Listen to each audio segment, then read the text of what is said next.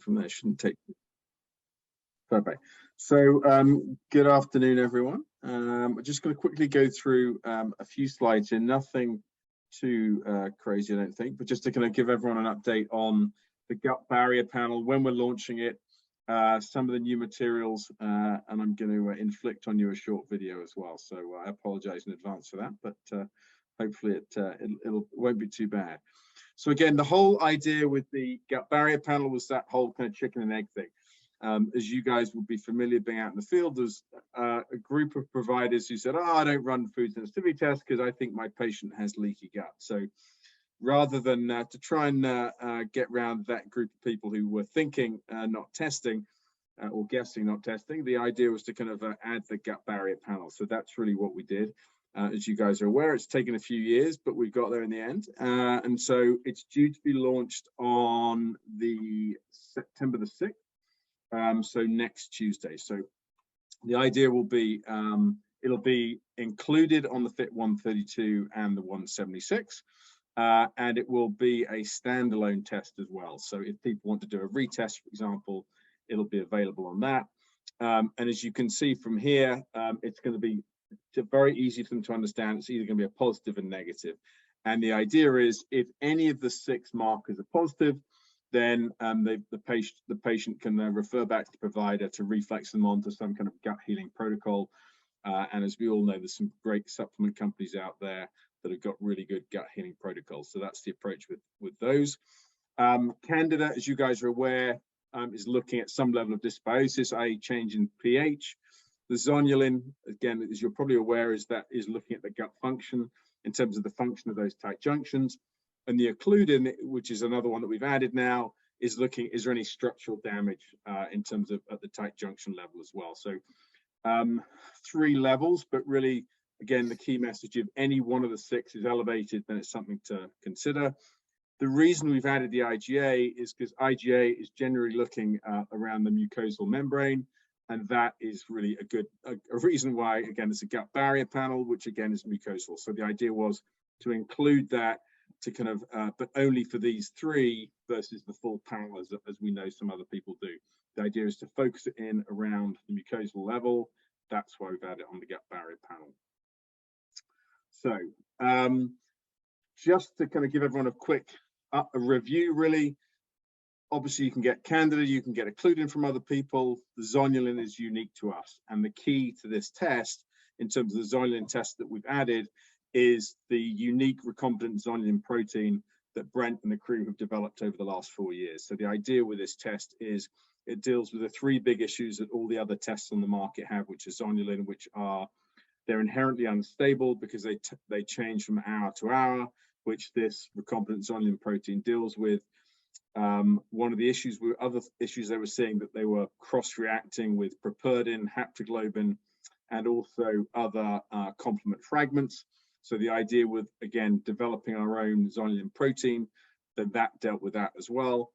And the 3rd level, that they were generally seeing a low positivity rate in the kind of 5% and below level, which was very different from the initial data that Alessio Pisano had published in the Lancet back in the early 2000s. So the data that we've seen so far is very promising, out in the kind of more like the 20% range, which is what he had published by the Lancet in the early 2000s. So again, the 3 big issues that every other test on the market is seeing, we've dealt with the addition of this recombinant zonulin protein, which makes it very stable, and that's a neat thing as well. So traditionally since March anyway, that was obviously included in the Fit 132 and the 176. That's now kind of the backbone to the gut barrier panel that we've added. So I just wanted to kind of highlight that in terms of why that's different from other people who say, oh, well, we can provide Candida and occludin and zonulin as well. So the other thing that's changed, and that the providers will see, is that the 3rd page of the report now is completely done over for the gut barrier panel. So there's a brief description on what the gut barrier panel is. There's a really clear report, I think, in terms of showing what's going on with the gut barrier panel. And then we've done a brief description of what Candida is in terms of that dysbiosis, the zonulin, as we mentioned, and there's a link to a video there as well on the website. So there's a little bit more information there, given that, again, it's so unique to us. And then thirdly, again, there's a brief description about occludin, talking about the structural damage that's linked when the occludin's elevated.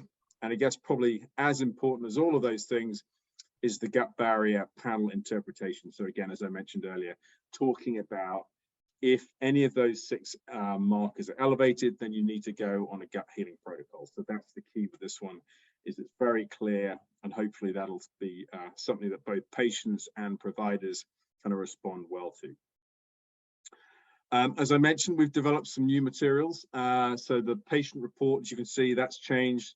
We've got a couple of videos. There's an 18-minute one with Dr. Silverman, which is available on the website, and we'll get emailed out to everyone after this as well. There's a 4-minute one, which I'm going to inflict on you next.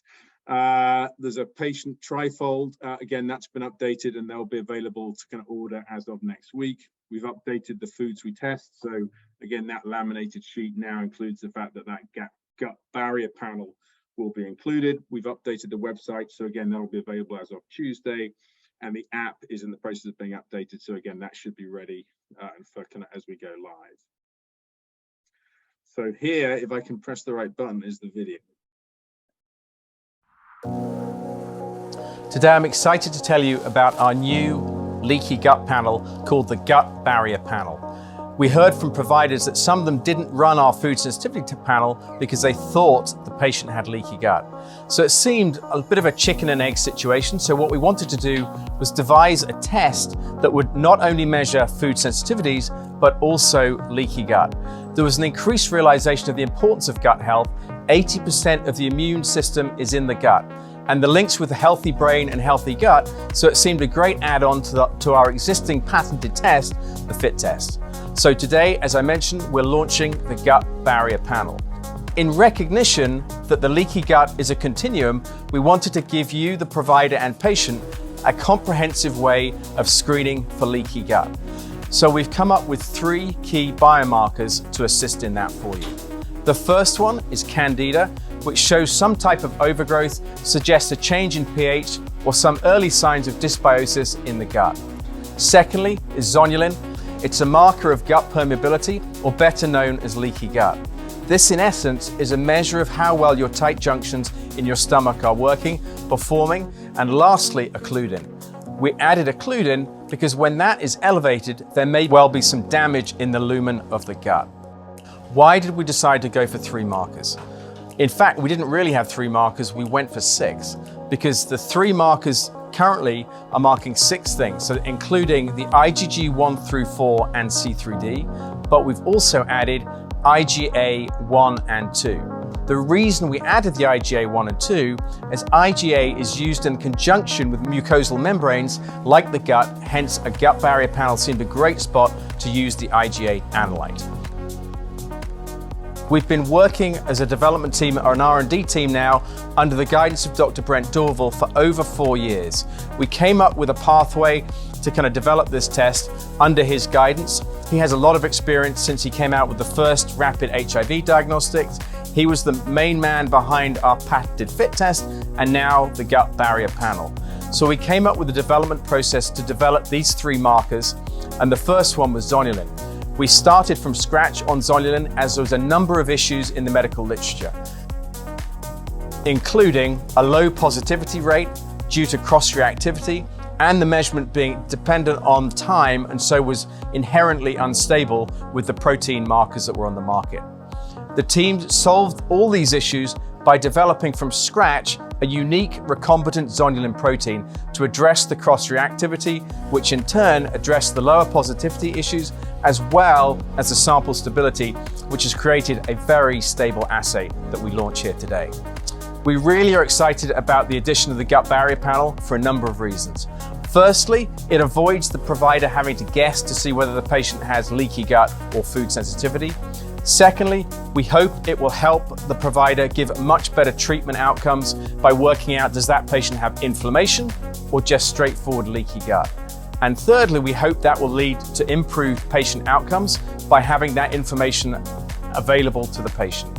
It's another example of world-class science from KBMO Diagnostics, following on from being the only company with a patented food sensitivity test in our FIT test, to now having another world-first zonulin assay, which is exclusive to KBMO and included in our gut barrier panel.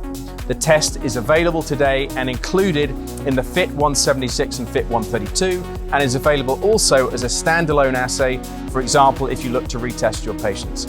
We're excited for you to get hold of this test and hope that you'll have much better patient outcomes by the inclusion now of a food sensitivity test as well as a leaky gut panel, all in one panel.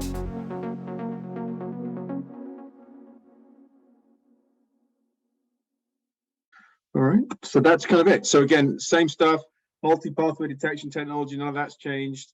Obviously the compliance tools are all key, and the studies. So again, just wanted to make sure that we can update you on what's going on in terms of what happened. So it's all due to go live on Tuesday. So any samples that come in from Labor Day onwards, so the 6th of September, we will be sending out and dealing with the gut barrier panel. So hopefully that'll be seen as a nice addition to the providers we're currently dealing with. And if obviously any of them got any questions, kind of follow them through us, and we'll happily go through it. And again, if anyone's got any questions now, happy to take.